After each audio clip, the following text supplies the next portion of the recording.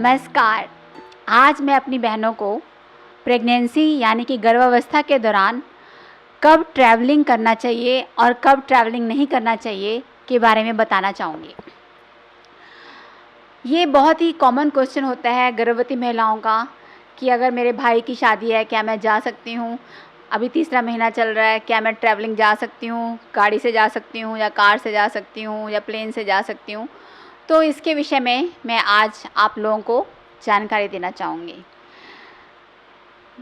Normally हम लोग शुरू में जब प्रेगनेंसी के 3 महीने की प्रेगनेंसी होती है तो हम लोग अपनी बहनों को बोलते हैं कि उस अवस्था में आप कहीं पे भी ट्रैवलिंग ना करें, यातायात के किसी भी साधन से ट्रैवलिंग ना करें, क्योंकि शुरू के 3 महीने में ट्रैवलिंग करने से कभी कभी प्रॉब्लम हो सकती है। जैसे हमारे भारतवर्ष में सड़कें भी कई जगह बहुत ख़राब हैं, कौन सा यातायात का साधन ढूंढ रहे हैं, और कभी कभी हल्का ब्लीडिंग होने का चांस होता है और कभी कभी एबॉर्शन तक भी हो जाता है।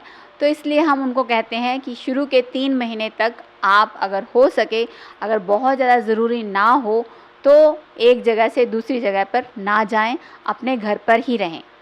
दूसरा, जब प्रेगनेंसी का 7वां महीना चल रहा होता है या 8वां महीना चल रहा होता है, उसके दौरान भी हम लोग ट्रैवलिंग करने को मना करते हैं, क्योंकि 7वें महीने के दौरान बच्चा 28 हफ्ते से 30 हफ्ते का होता है। उस समय बच्चे का लंग्स जो होता है, सांस लेने वाली जो नली होती है, वो बहुत अच्छे से डेवलप नहीं होती है। और अगर ट्रैवलिंग करने से बाय चांस कोई भी चीज़ होने से दर्द शुरू हो गया तो जो बच्चा पैदा होगा उसका बचना थोड़ा सा मुश्किल होता है। तो ऐसे में हम उनको कहते हैं कि हमेशा कोशिश करें कि 7वें से 8वें महीने में भी ट्रैवलिंग नहीं करना चाहिए। जैसे ही बच्चा 34 हफ्ते का हो जाता है, यानी कि 8 महीने के ऊपर का हो जाता है, तब ट्रैवलिंग में इतना खतरा नहीं है। अगर दर्द शुरू भी हो जाए और डिलीवरी हो जाए तो बच्चे की जान को इतना खतरा नहीं होता है और बच्चे को आईसीयू में भी भर्ती करने की ज़रूरत नहीं पड़ती है। तो ये सब जानना बहुत बहुत ज़्यादा ज़रूरी है। और किन कंडीशन में आपको ट्रैवलिंग बिल्कुल भी नहीं करना चाहिए, वो जैसे होता है कि अगर खेड़ी यानी कि प्लेसेंटा अगर नीचे है, बच्चेदानी के नीचे वाले हिस्से में है, जिसको कि हम लोग प्लेसेंटा प्रीविया कहते हैं, उसमें आपको ट्रैवलिंग कभी भी नहीं करना चाहिए, घर पर ही रहना चाहिए। अगर हल्का हल्का ब्लीडिंग हो रहा है और बच्चा 3 से महीने का है, 3 महीने से छोटा है, तब भी आपको ट्रैवलिंग नहीं करना चाहिए।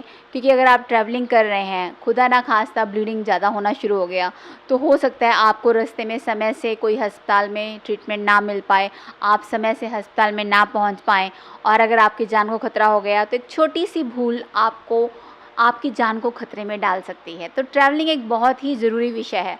कई बहनें पूछती हैं कि जैसे वो काम करती हैं, जॉब पे जाती हैं, तो वो ऑटो से जाती हैं या साइकिल से जाती हैं, उनको भी हम कहेंगे कि शुरू के 3 महीने अगर सड़कें ख़राब हैं तो कोशिश करें कि खुद साइकिल, स्कूटी से ना जाएं, या तो कोई अच्छा साधन हो जिससे कि वो बिना झटके के ट्रैवल कर सकते हैं, उससे जाएं।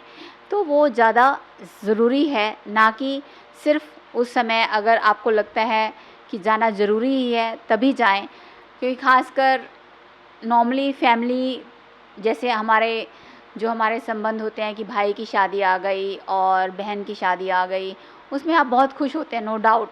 बट जो बच्चा पेट में है उसकी भी जिम्मेवारी आपकी है। सिर्फ एक छोटी सी उसके लिए, अपनी थोड़ी खुशी के लिए आप अपने बच्चे और अपनी जान को रिस्क में डालें, जिससे अल्टीमेटली आपके परिवार के लोगों को भी प्रॉब्लम ही होगा। तो आप ट्रैवलिंग ना करें, वो ही अच्छा रहेगा शुरू के 3 महीने। और 7वें और 8वें महीने में भी कोशिश करें कि ट्रैवलिंग आप ना करें।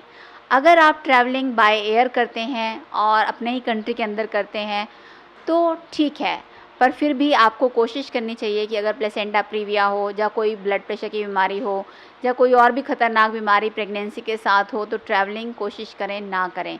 और ट्रैवलिंग बाय एयर करने से पहले आपको अपने डॉक्टर से फ़िटनेस सर्टिफिकेट भी लेना पड़ता है कि आप ट्रैवल कर सकते हो। नॉर्मली मैक्सिमम एयरलाइंस 6 मंथ के बाद ट्रैवलिंग, 6 to 7 मंथ के बाद कोशिश करते हैं कि ट्रैवलिंग ना करनी पड़े। बिकॉज़ अगर बाय चांस एरोप्लेन में आप जब जा रहे हैं और लेबर पेन शुरू हो जाए तो पूरे के पूरे एरोप्लेन को इमरजेंसी लैंडिंग करनी पड़ सकती है, जिसके कारण बहुत ज़्यादा प्रॉब्लम हो सकती है।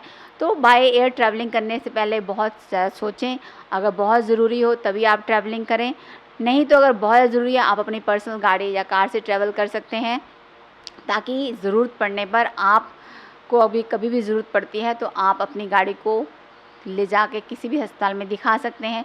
और आप जब ट्रैवलिंग करें आपको ये नोट डाउन करके चलना चाहिए कि किस शहर में जा रहे हैं, वहाँ मेडिकल फैसिलिटीज़ क्या हैं, बाय चांस ब्लीडिंग शुरू हो गया तो क्या वहाँ पे ब्लड बैंक की फैसिलिटी है।